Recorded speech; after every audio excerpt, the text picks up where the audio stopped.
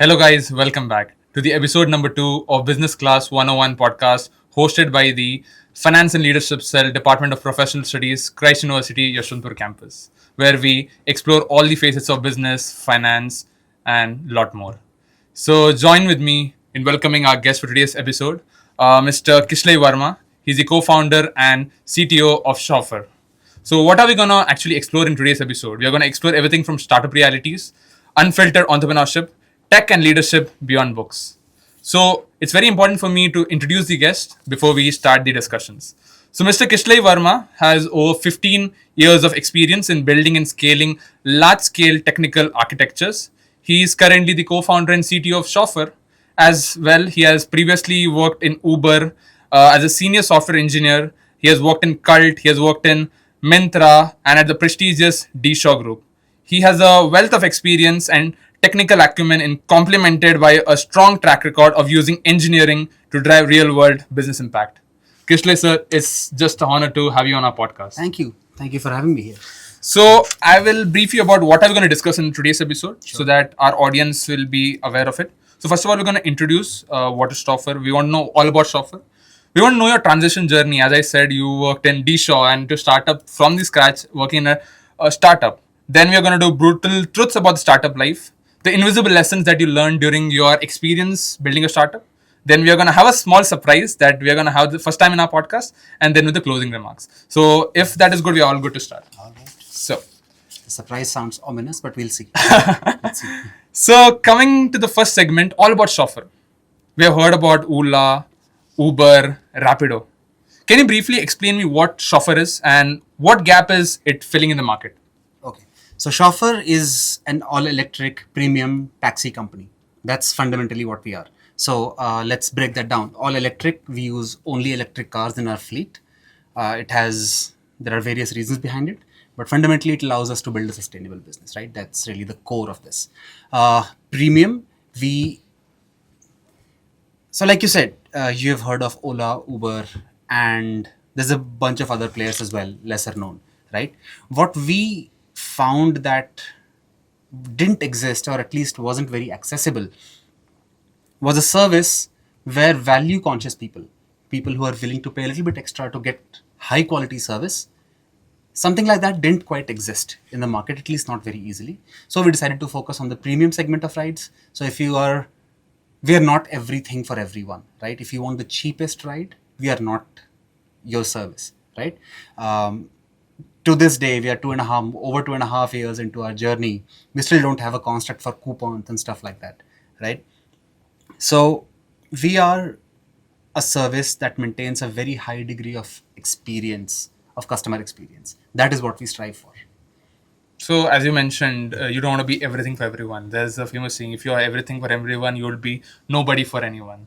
So That's true. that's true, exactly, right? You guys are very specific with your niche market. Let's talk about facts and figures. Can you just explain me what's the market size specifically? Because you exist in Bangalore, and I think recently you guys came in Delhi, I think. Okay, so can you give me a number as to the Bangalore market in terms of cab services? Okay. So the number keeps changing. Obviously, pre-COVID was a very different number. Post-COVID is a very different number, right? The Bangalore airport market alone, right, is hundreds of crores, right? Each day, back of the envelope calculation says anywhere in the region of 25,000 cars go to the airport and come back from the airport, where at least one side of the trip is the airport, right? We haven't done this again since the second terminal in Bangalore opened, but it has easily grown 30 to 40% because the new terminal has opened, air traffic has increased and so on. Delhi, on the other hand, is 3 times the size of Bangalore. I'm just talking airport traffic. I'm not even talking city rides and outstation and so on and so forth, right? So Delhi is probably one of the biggest, if not the biggest, mobility markets in the country. So that's what we are trying to look at, right? We are saying that these are huge markets, right? And we believe that there is a gap where people are not able to get good experiences. And that is what we're trying to cater to. That's really our goal. Actually, because sustainability is a big thing these days that is going up, and all the businesses try to align their business models and the operations in accordance with sustainability. Coming to the next question, how does Chauffeur balance being eco-friendly and also maintaining affordability and quality for customers? So these two are not quite related, I would say, right? We are not running an ICE company, right? We don't run petrol and diesel cars. So while people keep debating that, oh no, making an EVs is as, environmentally harmful as running a petrol car and all of that.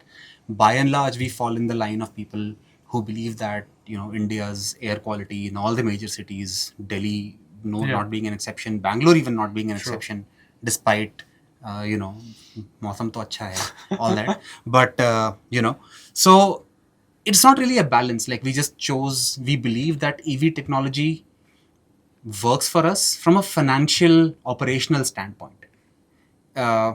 It also helps the environment, but that's a very different dimension. So we don't really have to balance it. We leverage one to power the other, right? It's EV technology is eco-sustainable, but it is not just eco-friendly, right? It also, like, you sit in an electric car, it's far more quieter, right? So let's assume for 2 minutes that making an EV was not as eco-friendly as we all believe it. Let's hypothetically say that. Even then, what is a better customer experience? The better customer experience is delivered by the electric car. So, one powers the other. It's not a trade-off. So when I was researching about Chauffeur, one thing that caught my mind was crowdfunding, where your users can fund your company. This is something I've heard for the first time. So can you just elaborate to our audience what is it, how does it work, and how can you even compete with like competitors like Ola, Uber, who have got so strong financial background? Sure. So it's not that you can do it at any point of time. There was this one time that we did this activity. Okay. It was not crowd funded in the stricted sense. Okay. It was limited to our guests. Okay. Right. We, me and Vikas, neither of us come from a fleet background. True. Right. He's a CFA. He's a through and through finance person. Yes. I am a through and through engineer. Yes. So building a fleet company, mobility company was a new experience for both of us. And I think I can say that we made plenty of mistakes in the beginning. But, our guests, we don't say customers, we say guests. Yeah. So our guests were kind enough to, cheer us on despite those mistakes. Like people, their rides didn't reach on time, their rides didn't reach at all in the early days and all of that. So, but people still said, okay, you know what, you guys are a small company, you are figuring it out, go for it, I'll book again. Never mind, I'll book again. People did this with us. And, we believed that these are the people who backed us with their money, with their confidence in our early days. If at all this bet plays out and, it becomes a financially rewarding venture, these are the people who we should take along with us. So we reached out to these people. There's a very particular kind of legal structure and, rules and stuff that you have to follow to kind of make this work in India specifically. We followed all of that, which is why we couldn't put a post on LinkedIn, we are trying to raise money. Right? You cannot make a public offering. It has to be a private offering. So it has to be done in a very, very particular way, which is what we did. Reached out to a bunch of our guests who said they would be interested, and eventually kind of ended up structuring a $1.1 million round powered by about 115 of our guests. Right? So coming to the next question, we have seen the cab companies entering into the EV space. We saw recently a company which was EV based collapsed due to the irregularities that they had. So don't you think companies Ola or Uber, after a point of time, they get into the premium segment, start a new segment of the premium cabs? This is the question that VCs have been asking us from day Yeah. one. Like, why can't Uber do it? Yeah. Like, have you seen Uber do it?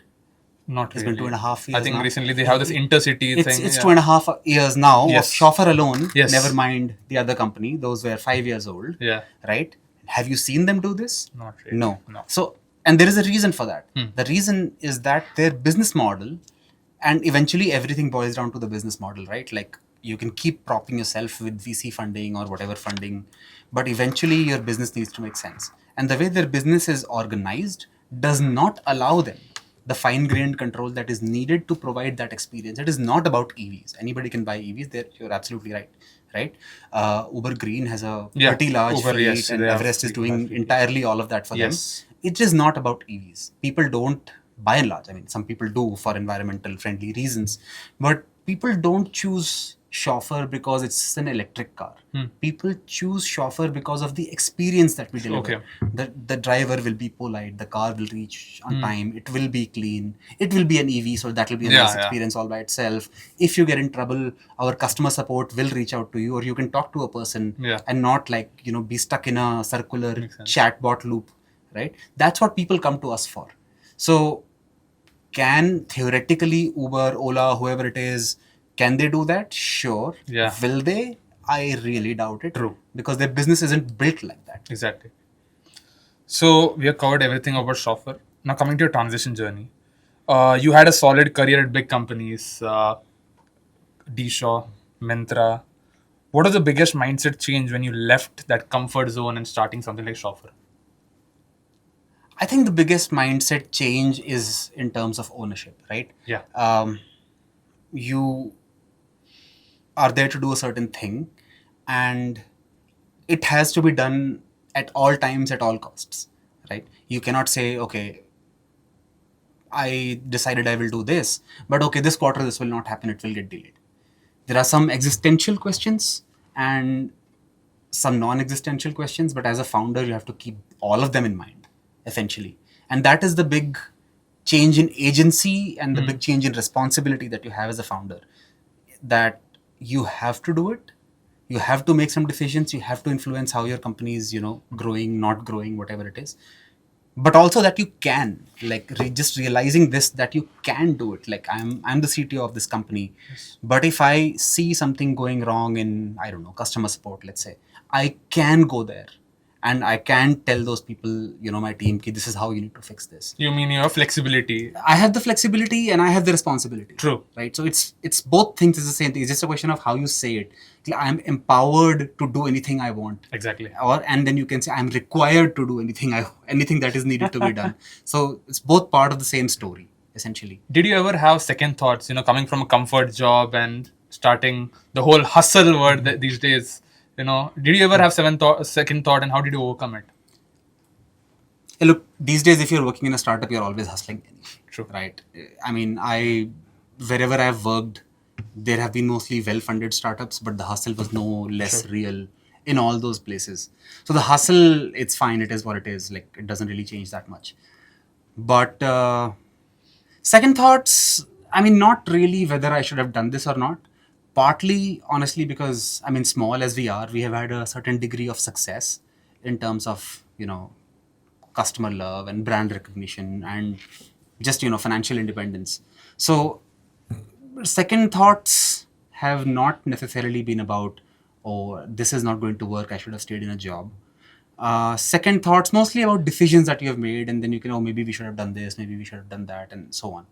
But rarely, if ever, about, oh, I should not have done this. Because I have a certain degree of belief that if I want to get a job today, I will get a job today. So I'm like, mil hi jayega. It's all right.